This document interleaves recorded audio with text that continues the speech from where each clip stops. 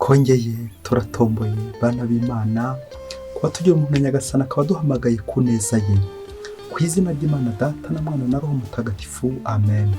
Amahoro bana b'Imana, ni muhumure, Imana iradukunda, ije kudukiza kuri wa gatanu w'icyumweru cya 19 mu byumweru bisanzwe, tariki 14 Kanama 2026, ubwo duhimbaza Mutagatifu Maximilian Kolbe wahowe Imana.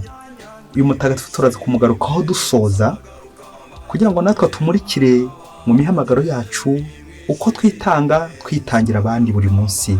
Aya masomo agiye kudufasha gukomera ku isezerano. Isomo rya mbere mu gitabo cy'umuhanuzi Ezekiyeli, umutwe wa 16 umurongo wa 1 kugeza kwa 15, umurongo wa 59 wa 60 kugeza kwa 63. Uhoraho ambwirira ijambo ati, mwana w'umuntu, umenyesha Yerusalemu amahano yose yakoze. Uzavuga uti, dore uko Nyagasani Uhoraho abwira Yerusalemu, inkomoko yawe n'amavukiro yawe ni igihugu cya Kanahani. So yari umuhemori na nyoko ari umuhetikazi. Umunsi uvuka ntibakugennye, ntibakuhagije amazi ngo bagusukure, ntibagusize umunyu, habe no kwirirwa bagufubika n'udutambaro. Nta n'umwe yigeze akurebana impuhwe ngo abe yagukorera umwe muri iyo mirimo abitewe n'imbabazi akugiriye. Ahubwo wajugunywe mu gasozi, kuko umunsi uvutse wari uteye ishozi. Nanyuze hafi yawe nkubona wigaragura mu maraso yawe, ariko nubwo rukigaragura mu maso yawe bwose, ndakubwira ntibaho. Ubwo ndagukuza nk'icyatsi mu murima, uriyongera, uragimbuka, ugeraho uba inkumi nziza, upfundura amabere, umusatsi wawe urakura uba mwinshi, ariko ubwo wari ucyambaye ubusa. Nza kunyura hafi yawe ndakubona, nsanga ugeze mu gihe cyo kubengukwa, ngufikiye igishura cyanjye ndakwambika. Narakurahiye ko ntazaguhemukira, tugirana isezerano, uwo ni Nyagasani Uhoraho ubivuze, maze ubu wanjye. Nagushyize mu mazi, nkuhagira amaraso yarakuzuye, maze ngusiga amavuta. Ngwambika imyenda itatse amababa yose n'inkweto z'uruhu runogereye, ngukenyeza umwenda w'ihariri, ngerekaho n'igishura cy'akataraboneka. Nagusesuye imitamirizo, nkwambika imiringa ku maboko n'urinigi mu ijosi. Nashyize impeta ku zuru yawe n'amaherena ku matwi yawe, nkwambika ikamba ritagira uko risa ku mutwe wawe. Wari wisesuye imitamirizo ya zahabu n'umuringa, wambaye imyenda y'ihariri y'akataraboneka n'itatse amabara yose, ugatungwa n'ifu y'inono, ubuki n'amavuta. Bityo ugenda urushaho kugira uburanga, maze umera nk'umwamikazi. Uburanga bwawe bwatumye wamamara mu mahanga, kuko butageraga amakemwa. Wabukomoraga ku ikuzo ryanjye ribengerana. Uwo ni Nyagasani Uhoraho ubivuze. Nyamara wiringiye uburanga bwawe, wishingikiriza ubwamamare bwawe, ujya mu buraya, usambana n'abahisi n'abagenzi. Nuko rero Nyagasani Uhoraho aravuze ati, nzakugenzereza nk'uko wangenjeje. Wowe warenze ku ndahiro, ukageza naho wica amasezerano. Nyamara njyewe nzibuka isezerano nagiranye nawe igihe cy'ubuto bwawe, maze ndagushyireho isezerano rihoraho, ubonereho no kwibuka kandi ukorwe n'isoni. Muri uko kumwara kwawe woye kongera kubumbura umunwa, igihe nzaba nakubabariye ibyo wakoze byose, uwo ni Nyagasani Uhoraho ubivuze. Iryo ni ijambo ry'Imana. Indirimbo idufasha kuzirikana isomo rya mbere twayisanga mu gitabo cy'umuhanuzi Izayi, umutwe wa 12 umurongo wa 2 kugeza kwa 6. Iyo uburakari bwawe bucogoye urampoza. Dore Imana umukiza wanjye, ndamwiringira kandi singira ubwoba, kuko imbaraga zanjye n'indirimbo yanjye ari Uhoraho wambereye agakiza. Nimushimire Uhoraho, murate izina rye, nimwamamaze ibikorwa byo mu mahanga. Nimuririmbire Uhoraho, kuko akoze ibintu by'agatangaza. Nimubyamamaze mu isi hose. Rangurura ijwi uvuze impundu, wowe utuye i Siyoni, kuko nyiri ubutagatifu wa Isiraheli utuye iwawe rwagati ari igihangange. Iyo uburakari bwawe bucogoye urampoza. Nyagasani Yezu nabane namwe.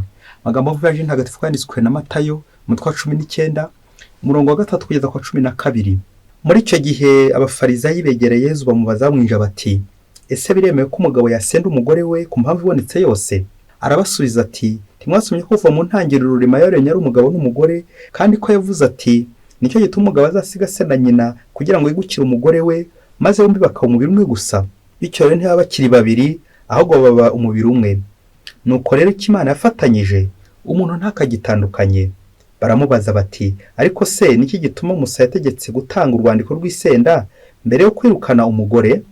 Arabasubiza ati ni umutima wanyu w'indashoboka watumye Musa bemerera kwirukana abagore banyu, ariko siko byahoze. Naho njyewe mbabwiye ko umuntu wese wirukanye umugore we uretse iyo babanaga bitemewe n'amategeko kandi akazana undi abasambanye. Abigishwa baramubwira bati niba ari uko bimeze ku mugabo n'umugore, ikiruta ni ukudashaka. Niko kubasubiza ati bose ntibumva iyo mvugo kereka babihawe bonyine. Koko rero hari abantu bavutse ari ibiremba, hari abandi babigizwe n'abantu, kandi hari n'abandi bigize batyo kubera ingoma y'ijuru. Ushobora kumva niyumve. Iyo ni ivanjiri ntagatifu. Bayoboke b'Imana nimugire amahoro. Aha tugeze kuri buri munsi. Fungura buri munsi, ufungure buri munsi, ufungura abandi buri munsi, ijambo ry'Imana buri munsi, ineza y'Imana buri munsi. Amasomo twateguriwe kuri uyu munsi duhimbazaho Mutagatifu Maximilien Kolbe wahowe Imana, ni amasomo koko adufasha kwitanga, tukitangira imihamagaro yacu, tukitangira ingo zacu, tukitangira ubutumwa, tukitangira ibyo dushinzwe, tukitangira abo dushinzwe, mu ngingo remezo igira iti gukomera ku isezerano niyo soko y'ibyishimo. Burya ikintu cyose uzakora, ubuzima bwose uzabamo, wagira amafaranga, wakwiga amashuri menshi ashoboka, waba uri umukire kabuhariwe, wagira ibintu, wagira abantu, niba nta byishimo ufite, umerewe nabi, ubayeho nabi. Kandi ibyishimo byawe nta handi bizaturuka usibye iki? Kuba ukomeye ku isezerano wagiranye n'Imana. Hari umuntu mwasezeranye, ari umugabo wawe, ari umugore wawe, hari Imana mwasezeranye, hari isezerano ufitanye n'uwo muntu. Nta kindi kizagutera ibyishimo ubica karonka mubyeyi we turonko dutatu dushyushye. Nta kindi ni ugukomera ku isezerano niyo soko y'ibyishimo. Muri iyi minsi dufite ikibazo kiremereye cy'abantu bari guta imihamagaro yabo, cy'abantu bari kuviramo imbere. Ako kantu mubyeyi we nako gaceho turonko dutarenze dutatu, kuviramo imbere. Umuhamagaro ukaba uri kuvira imbere. Muri rusange, umuhamagaro rusange twese n'ubutagatifu n'ubutungane, ariko hari inzira ebyiri ubuzima bwa hano ku isi budutoza kunyuramo kugira ngo tuzajye ku muhamagaro rusange. Inzira ni nyinshi, ariko iz'ingenzi ni ebyiri. Hari umuhamagaro w'abihaye Imana, la vie consacrée, hari n'umuhamagaro wo gushinga urugo, la vie conjugale, aho se Nyagasani agira uburyo agenda duhamagariramo. Amasomo yose araza gusoza tumaze kubona buri wese n'izo nzira ko atari shyashya.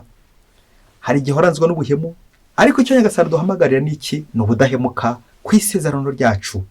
Ninde mwajyanye isezerano? Ese koko ubikuye ku mutima utabeshye, aho ujya uryubahiriza? Usibye abenshi, hari ubwo tubikora by'inyuma koko, ati nasezeranye imbere ya ritari, ndapfukamye rwose, ndamburiyeho ibiganza neza, ukajya ubona nkaho koko kubera ko waryamye kuri alitari warambaraye, kubera ko uri imbere ya alitari, ati buri isezerano rirafashe koko. Byafashe se? Byohe byo kajya wasanga ndi gutekereza ibidakwiye bindi, ubuhemu. Kandi byaba ni ngombwa kuza gutekereza ngo harya ubu ntaho nabeshya Imana, cyagiye ndi kuri alitari ndi kwemera biriya, hari uwari unshyizemo ishumi, hari uwari unziritse, hanyuma gukina byemeye. Ngaho natwe tuza kugana, hari isezerano wagize, ese warikomeyeho? Niba wararikomeyeho ufite ibyishimo, ariko niba utararikomeyeho, ndakubwiza ukuri, urababaye, uranababaje, uri kuva, wasanga waraviremo imbere. Twongeye guhaga andi mahirwe uyu munsi. Wowe wahemutse, nanjye wahemutse, ko Nyagasani dukunda kandi yifuza ko twakomera ku isezerano rye yatugiriye, natwe twamugiriye. Kuko we nubwo twababahemu bazakomeza kuba indahemuka. Iyo ni isezerano dufite ya Nyagasani. Aya masomo nadufasha kuza kunoza neza umubano dufitanye n'Imana, isezerano twagiranye n'Imana.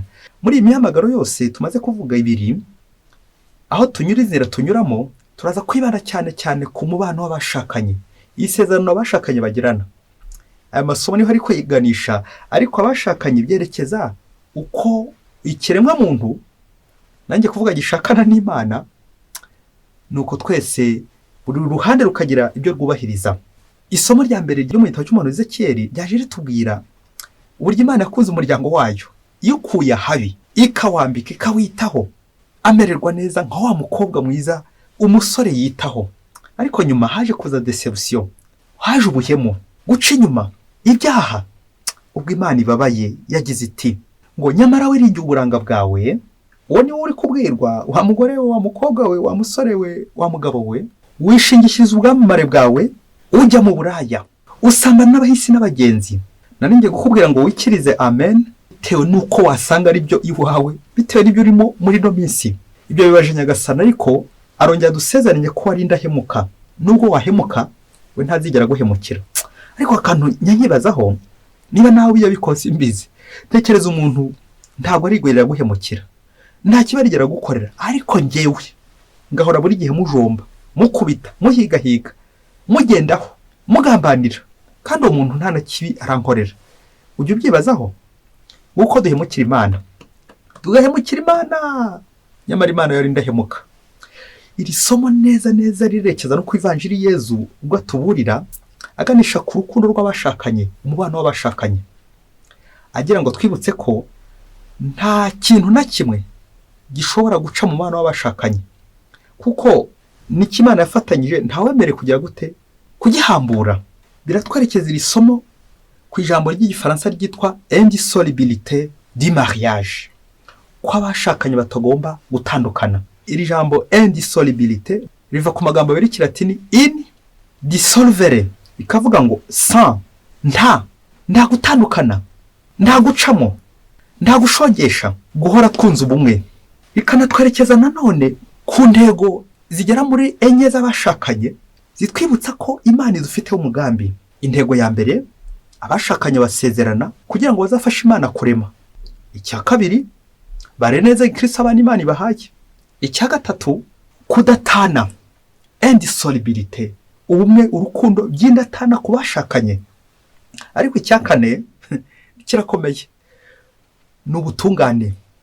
Matayo umutwe wa 5 umurongo 48, ubutungane, ubutagatifu. Umuntu wese mwashakanye ufitanye nawe isezerano kuzamugeza hehe? Ku butagatifu, ku butungane.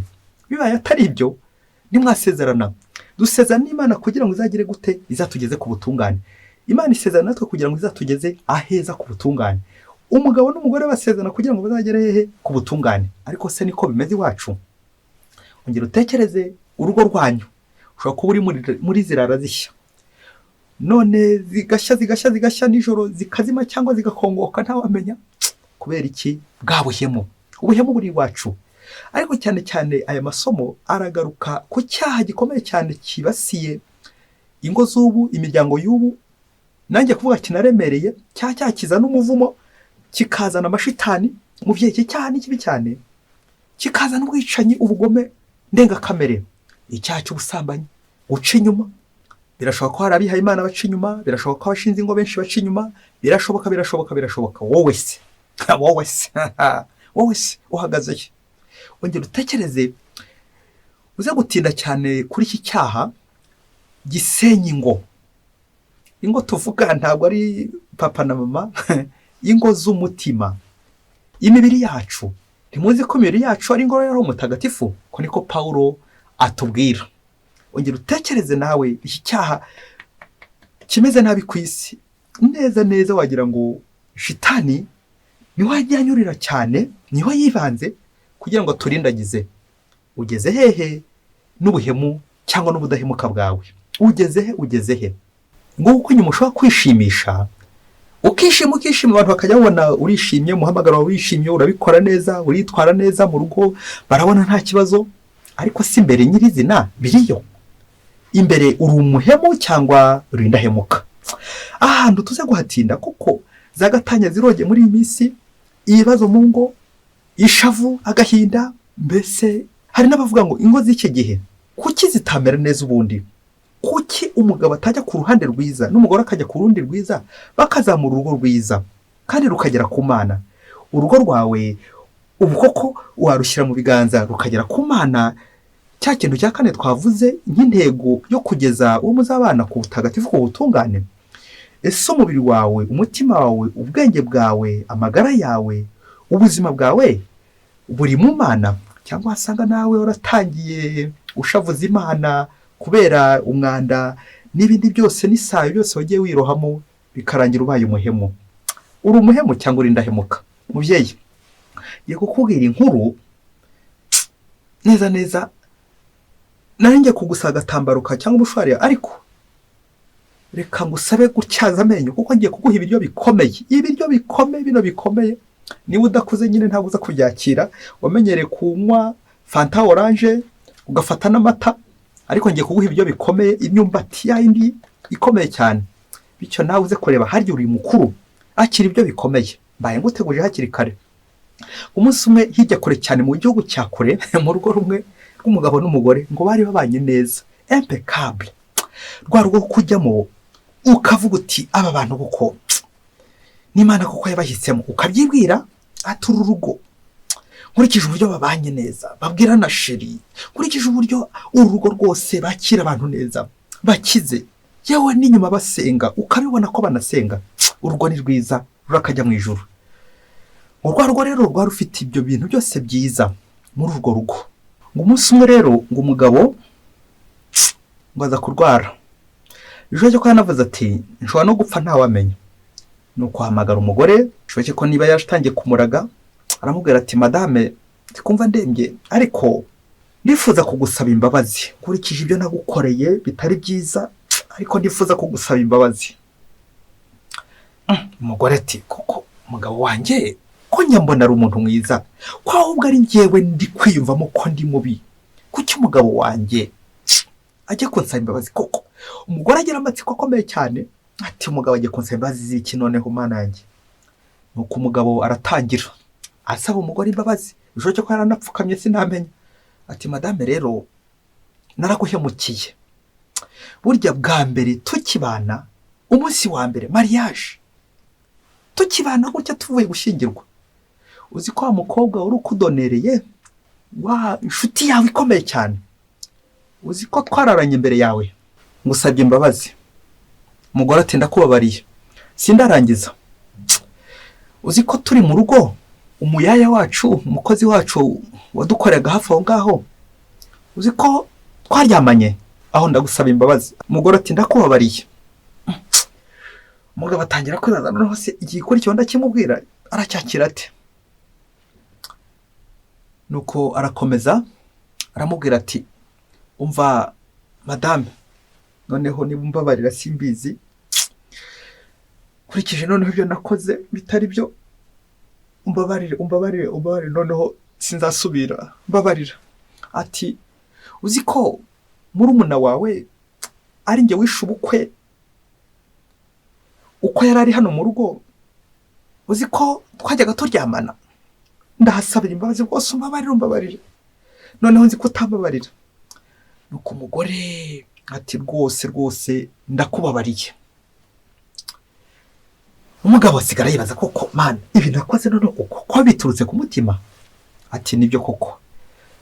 Nuko umugore amaze kumubabarira, ageze hirya ariko amanga ati umugabo agiye gupfa atambabariye kandi njye umubabariye, biragenda bite? Bishoboke ko nayo yapfukamye muri iki cyakigwi cy'umugabo yarapfukamyemo, ati mbabarira nanjye. Nawe atangira asaba imbabazi, ati umva nubwo guhaye imbabazi, ariko nanjye ndashaka kumpa imbabazi bitewe n'ibi nanjye nagukoreye. Umugabo ati ko nabonaga se mu mutima, ariko ko nabonaga ari umutagatifu uriwe, koko hari ikiyugeze nkorera? Nuko umugore ati umva rero, uzi ko cya gihe twabanye twari twarabuze urubyaro, tugahita tujya gusenga hirya no hino, ati koko Mana yaduhaye umwana. Uzi ko wa pasiteri w'inshuti yawe wa wundi mwajyaga mugendana, wundi wajyaga uza kudusengera kubera ko twari twagize icyo kibazo mu rugo, uzi ko ari we wambyariye umwana w'imfura. Baba we. Umugore ati umbabarire. Umugabo ati ndakubabariye. Icya kabiri ati rero komeza unyihanganire, uzi ko umwana wa kabiri nyine twakomeje kubana, ariko umwana wa kabiri n'umushumba turagirira ingurube, nyine niwe tubanye, niwe nyine se w'uyu mwana wa kabiri.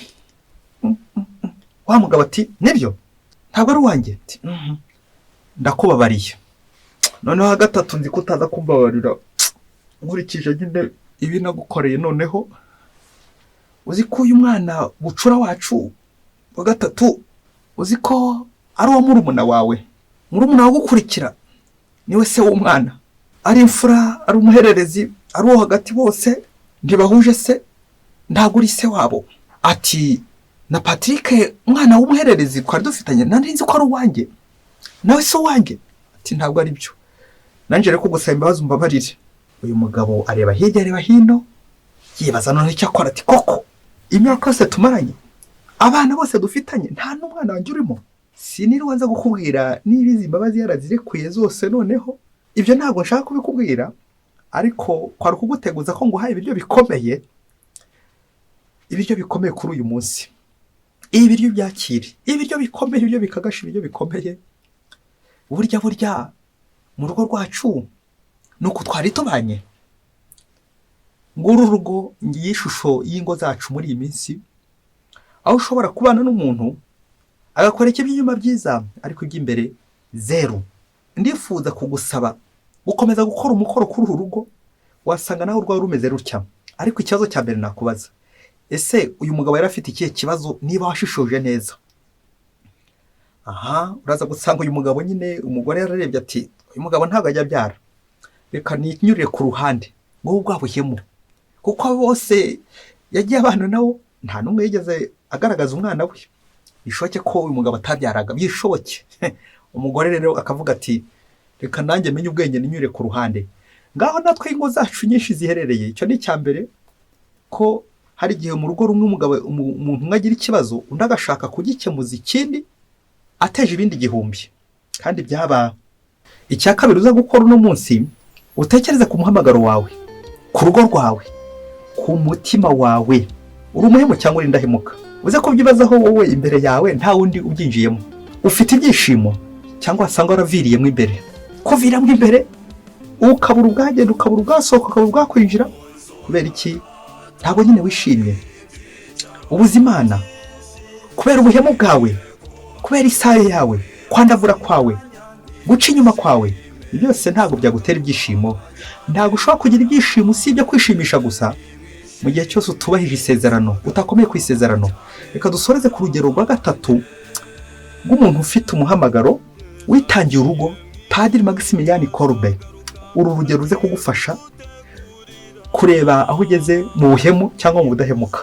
Batubwira ko Maximilian Kolbe yavukiye muri Pologne, ngo arangije amashuri Roma, yegukanye impamyabushobozi ihanitse muri filozofiya na teolojiya. Yahawe ubusaseredoti muri Nyakanga 1919, nyuma asubira iwabo muri Pologne.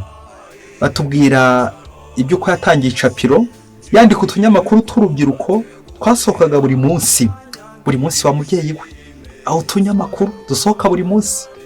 Ndifuza gusimbuka kuko yakoze ibintu byinshi, aho batubwira cyane ikintu gikomeye, ngo mu gihe cy'intambara ya kabiri y'isi yose, igihe yari itangiye mu 1939, ingabo za Hitler zigaruriye igihugu cya Pologne.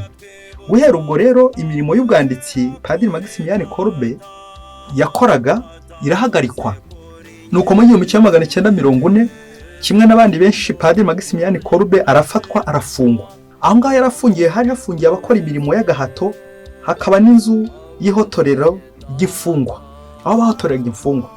Ngo mu mpera z'ukwezi kwa Nyakanga muri uwo mwaka nyine, umwe mu banyururu aracika.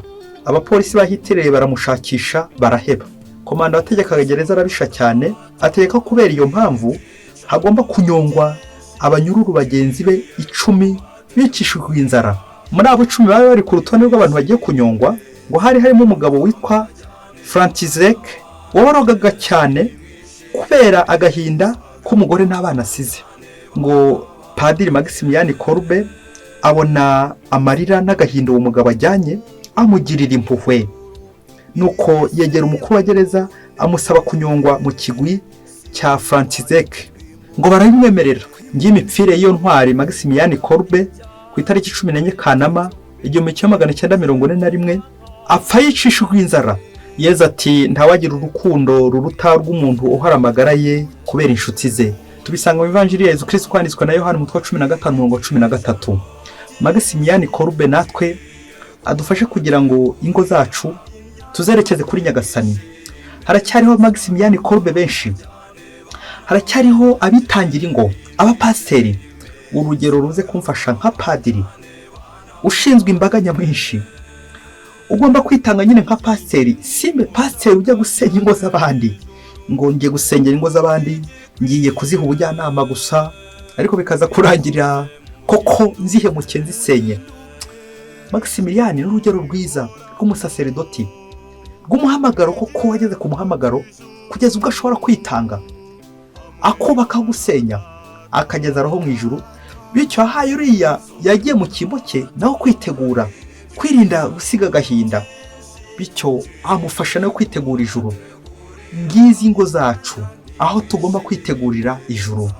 Uze kureba niba urugo rwawe nawe waruhambura atakwiheba, bitewe n'ibirurimo, bitewe n'urwango rurimo, bitewe n'ingeso mbi yarwibasiye, ubusambanyi n'izindi ngeso mbi nyinshi cyane, za zindi zituma tugomera Imana, tukagomera abo tubana, tukaba abahemu. Uze gukora umwitozo ku rugo rwawe uyu munsi. Abantu benshi twahunze ingo zacu, abandi twahunze imihamagaro yacu turi benshi. Dusaba inema yo gukomera ku masezerano twagiranye n'Imana, kuko ariyo soko y'ibyishimo. Mutagatifu Maximilian Kolbe, udusabire buri munsi. Mwese Imana ibahe umugisha. Imana Data na Mwana na Roho Mutagatifu. Amen. Padiri Musumbuko Ladislas wa Diyosezi ya Cyangugu.